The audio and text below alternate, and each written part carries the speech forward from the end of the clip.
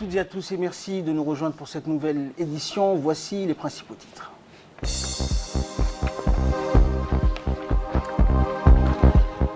Le président de la République, Ismaël Omar Guelleh, a reçu le président de la Commission de l'Union africaine.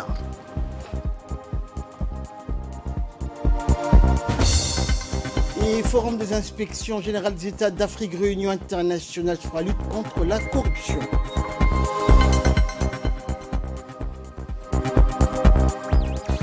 Et Donald Trump annonce que le chef du groupe État islamique est mort. Voilà pour les titres. Bonjour à tous. Le président de la République, Ismaël Omar Guelleh, a reçu aujourd'hui le président de la Commission de l'Union africaine, Moussa Faki Mahamat. Les discussions ont porté essentiellement sur la paix en Afrique en général, en Somalie, au Libye et dans le Sahel en particulier. Le président de la République a souhaité la bienvenue donc au président de la Commission de l'Union africaine. Demain aura lieu la réunion de la paix et de la sécurité de l'Union africaine au Djibouti Palace Kempinski. L'entrevue s'est déroulée donc en présence du ministre de l'Intérieur et ministre des Affaires étrangères par intérim, Momin Ahmed Cheikh, de l'ambassadeur de Djibouti en Éthiopie et auprès de l'Union africaine, Mohamed Idriss Farah, du secrétaire général de la présidence, Mohamed Abdullahi Waïs.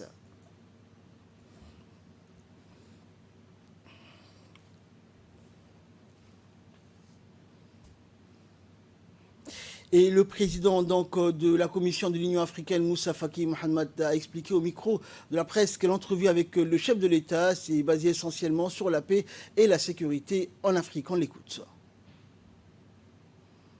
Excellence, Monsieur le Président de la République, nous sommes venus ici dans le cadre d'une retraite, la retraite annuelle des représentants et des envoyés spéciaux de l'Union africaine et des organisations partenaires. Nous avons tenu cette réunion donc ici qui a commencé ce matin. Il y a le panel des sages qui a commencé ses travaux et nous allons commencer donc cet après-midi, demain et après-demain.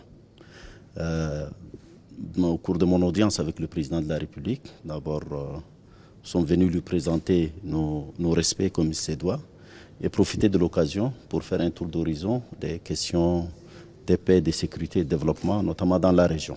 Djibouti est le siège de l'IGAD, donc nous avons discuté de ce qui se passe dans la région de la Corne de l'Afrique. Nous avons parlé également des autres foyers de tension dans le continent, la Libye, le Sahel, le bassin du lac Tchad.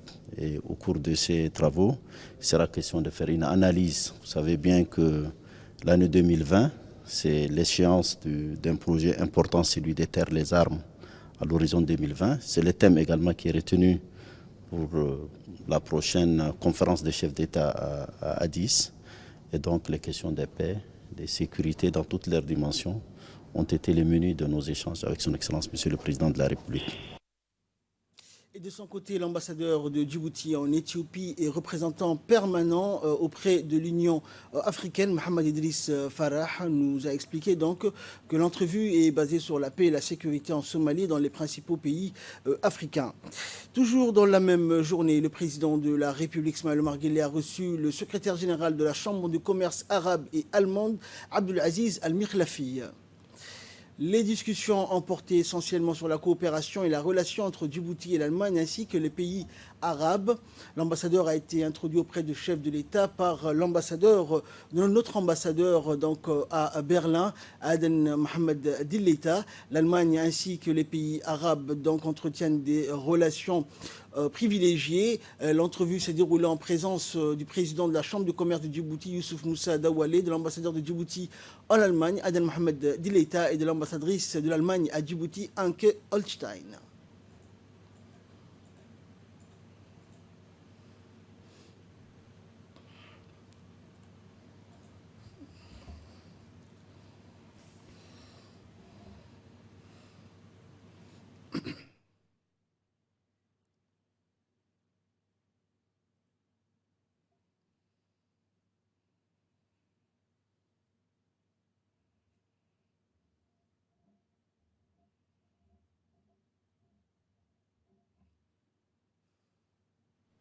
Également dans l'actualité, le ministre de l'Éducation nationale et de la formation professionnelle, Moustapha Mohamed Mahmoud, a reçu dans son cabinet le nouvel ambassadeur de France à Djibouti, Arnaud Guillois. L'occasion pour le ministre de souhaiter la bienvenue aux diplomates français à Djibouti et un plein succès pour sa mission. Des vœux qui ont touché l'ambassadeur et ont décontracté le cadre de cette visite de prise de contact. Le ministre a ensuite fait un état des lieux complet sur l'école à Djibouti. Il est revenu longuement sur le cheminement de l'école djiboutienne depuis les états généraux de l'éducation de décembre 2000, ainsi que le concept de l'école pour tous qui a démocratisé l'accès, l'équité et la qualité du système scolaire. L'occasion pour lui d'embrayer sur les consultations nationales et le colloque sur la qualité des enseignements apprentissages qu'il a lancé dès son arrivée à la tête du ministère de l'Éducation nationale. Le ministre a mis également l'accent sur le travail de l'Observatoire de la qualité qui permet d'avoir un tableau de bord précis sur la politique d'amélioration de la qualité des enseignements et des apprentissages. Le ministre a évoqué également les efforts en matière d'accompagnement et de formation des enseignants, les réductions des effectifs d'élèves par classe, la décentralisation. Bienvenue à vous donc si vous nous rejoignez sur Télé Djibouti. Nous étions donc en pleine édition du journal de 15h. Le ministre de la Santé, Mohamed Ouassam Mediri, a reçu ce matin dans son bureau l'ambassadeur d'Égypte accrédité à Djibouti, Mohamed Moustapha Orfi. L'objectif de cette réunion était avant tout une visite de courtoisie et de premier contact, mais également discuter des axes de coopération qui existent dans le secteur de la santé entre Djibouti et l'Égypte. Le ministre de la Santé, lors de cet entretien, a soulevé l'importance que revêt la coopération entre Djibouti et l'Égypte dans le domaine de la santé, qu'il était nécessaire de renforcer la coopération avec l'Égypte, qui est un pays frère de longue date et dont l'appui dans le secteur de la santé est important. À cet effet, le ministre et le diplomate égyptien ont discuté des points suivants dans le domaine de la formation des médecins spécialistes, l'organisation des missions médicales égyptiennes en République de Djibouti, ainsi que plusieurs autres axes de coopération relatives au secteur de la santé.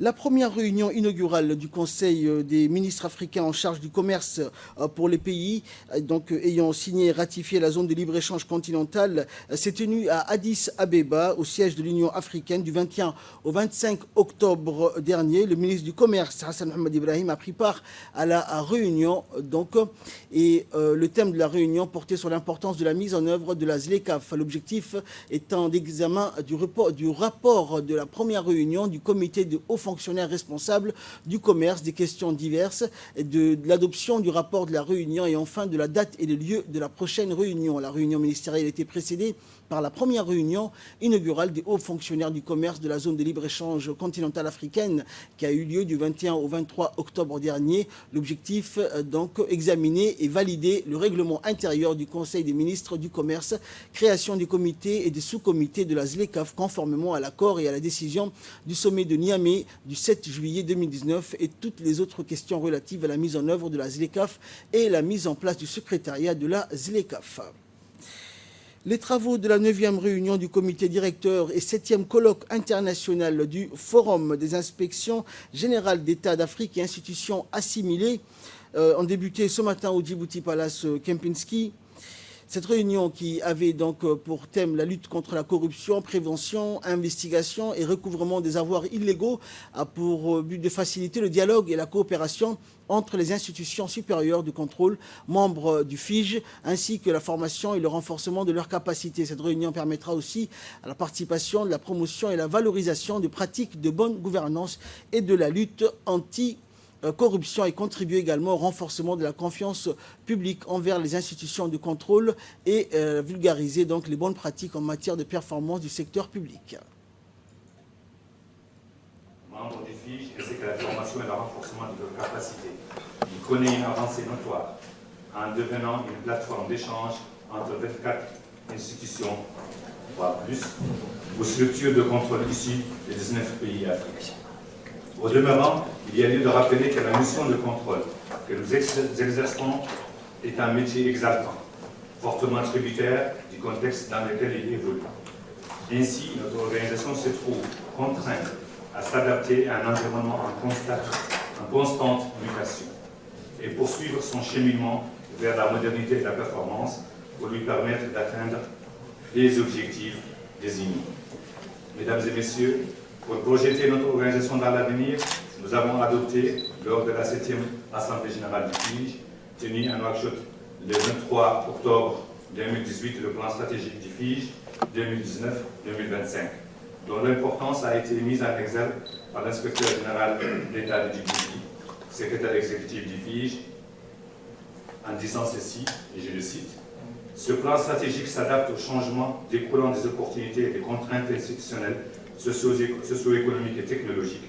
Il tient compte également des évolutions en matière d'audit et d'inspection des pratiques des inspections générales d'État membres des FIJ et de leurs besoins. » Le général de corps d'armée Zakaria Cheikh Ibrahim, chef d'état-major général des armées, a reçu à l'état-major le nouvel ambassadeur de la Turquie accrédité à Djibouti, Salim Levent Sahinkaya. Cette première visite de courtoisie s'inscrit dans le cadre de la tournée du nouvel ambassadeur turc avec les autorités du pays pour des prises de contact suite à sa récente nomination. Dans son déplacement, le diplomate turc était accompagné du colonel Ilhan Gokoglan, attaché de défense auprès de l'ambassade de la Turquie. Côté djiboutien, le général Zakaria était assisté par le général de division Hassan Ali Kamil, conseiller du SEMGA, et du lieutenant-colonel Mohamed Rayad Nadi, chef du cabinet du SEMGA. Le chef d'état-major général des armées a d'emblée souhaité la bienvenue aux diplomates turcs et donc le général a indiqué qu'il était disposé à travailler ensemble afin de renforcer la collaboration entre les deux pays dans le domaine militaire. De son côté, Salim Levent, nouvel ambassadeur de la Turquie à Djibouti, s'est dit honoré de l'accueil chaleureux réservé à son égard. Le diplomate turc s'est engagé à œuvrer davantage pour affermir, consolider, élargir ses liens de coopération. Ce fut également l'occasion d'introduire au chef d'état-major général des armées le nouvel attaché militaire turc récemment nommé. Dans la journée d'aujourd'hui, le colonel Ahmed Daher Jama, commandant de la marine nationale, et le commandant Mohamed Adaou Mohamed, commandant par intérim des gardes-côtes djiboutiens, ont organisé conjointement la cérémonie de lancement de l'édition d'octobre 2019 de l'exercice Cutlass Express qui s'est tenu pour la seconde fois cette année au camp de Doralé des gardes-côtes, qui s'étalera donc sur une durée de 2 semaines. L'exercice Cutlass Express, qui est à sa 9e édition, est un exercice de coordination internationale organisé par l'Africom avec les pays africains de la région ayant une façade maritime sur l'océan Indien. Son objectif principal est de renforcer l'interopérabilité des moyens communs de lutte contre toutes les activités illégales en mer, mais aussi la lutte contre la menace constante de la piraterie maritime et du terrorisme maritime. En plus des gardes-côtes et la marine nationale, qui sont les 2 forces maritimes de la République de Djibouti, qui vont prendre pleinement part à cet exercice, nous pouvons citer également les autres pays participants à cet exercice, les États-Unis, la France, la Grèce, la Géorgie, l'Égypte, la Somalie, le Kenya, la Mozambique, les Seychelles et l'île Maurice. L'objectif du Cutlass Express de cette année est de renforcer les liens de coopération et de coordination au niveau régional afin de raffermir la sécurité et la sûreté du détroit de Bab el-Mandeb, du golfe d'Aden et plus largement de l'océan Indien. Les pays participants vont durant cet exercice mettre en pratique les moyens adaptés pour le partage d'informations, communication et interopérabilité.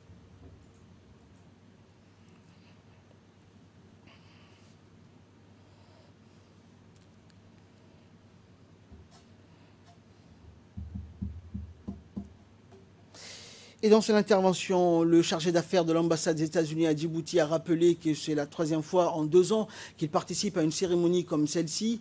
Et il a indiqué donc que pour lui, elle cimentait la place de Djibouti en tant que leader de la sécurité maritime en Afrique de l'Est et dans l'océan Indien occidental. Il a indiqué que cette fois-ci, il a été combiné donc 2 exercices avec le même objectif commun en un seul événement. Les États-Unis d'Amérique reconnaissent l'importance d'une Afrique de l'Est stable et sûre et d'un océan Indien stable, sûr et interconnecté. La sûreté et la sécurité de tous les pays participants au Cutlass Express et à l'exercice maritime international dépendent de la sécurité et de la sûreté de la navigation entretenue donc et appliquée par des marins et des gardes-côtes professionnels qui s'entraident et s'entraînent et travaillent ensemble pour assurer une compréhension commune, une image commune de la haute mer et un objectif commun, a-t-il conclu.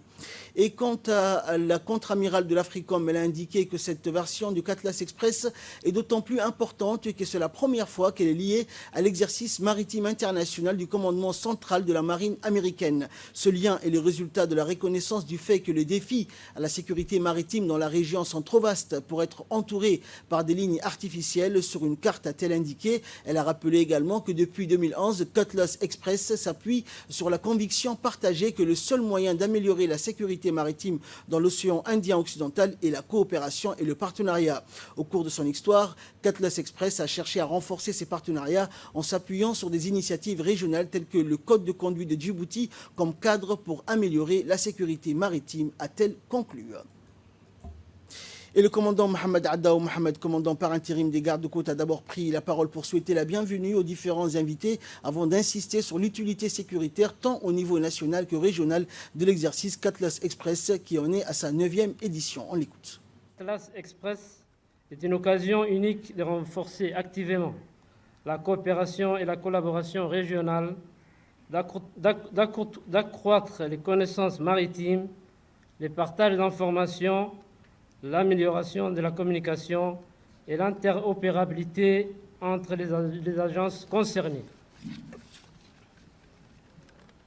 Cet exercice, organisé par AFRICOM, le commandement des États-Unis pour l'Afrique, rassemble notre institution et la marine djiboutienne, l'US Navy, des participants de la Somalie, du Kenya, du Madagascar, des Seychelles et de la Géorgie et des îles Maurice.